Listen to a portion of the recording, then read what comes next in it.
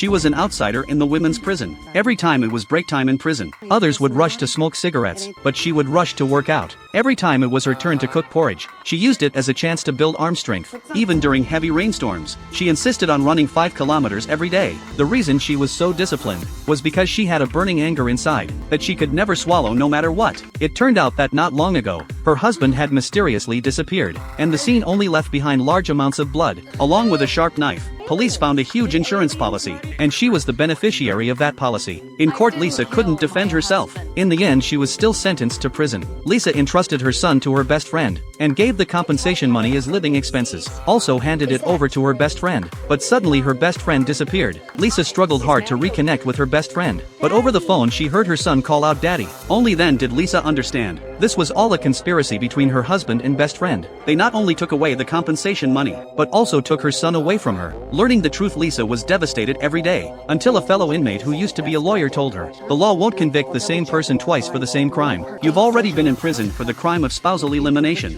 If you have a chance to get out alive, even if you boldly take care of her in the middle of downtown, no one can touch you." From that day forward, Lisa worked out like crazy. Finally, after 6 years, Lisa got a chance for parole. She quickly investigated her best friend's whereabouts, but after searching for a long time couldn't find any trace of her best friend. With no other choice, Lisa decided to take a risk. She infiltrated the school where her best friend used to work, trying to find clues about her best friend from the records room. But just as she was getting somewhere, the police arrived. But Lisa wasn't panicked at all. 6 years of hard training in prison could finally come in handy at this moment. She leaped down from the second floor, then quickly climbed over the barbed wire, then ran all the way, leaving the police far behind on the beach, then used a slope to directly flip over the police car. However, Lisa was still outnumbered. During transport, Lisa tried to plead with the officer, saying she was wrongly accused, but the officer was dismissive. Every criminal thinks they were wrongly accused. In desperation, Lisa stepped on the gas and drove the car into the ocean. The officer saw trouble coming and quickly unlocked the handcuffs, brought Lisa to the surface. But unexpectedly, Lisa not only stole his gun, but with amazing stamina escaped back to land,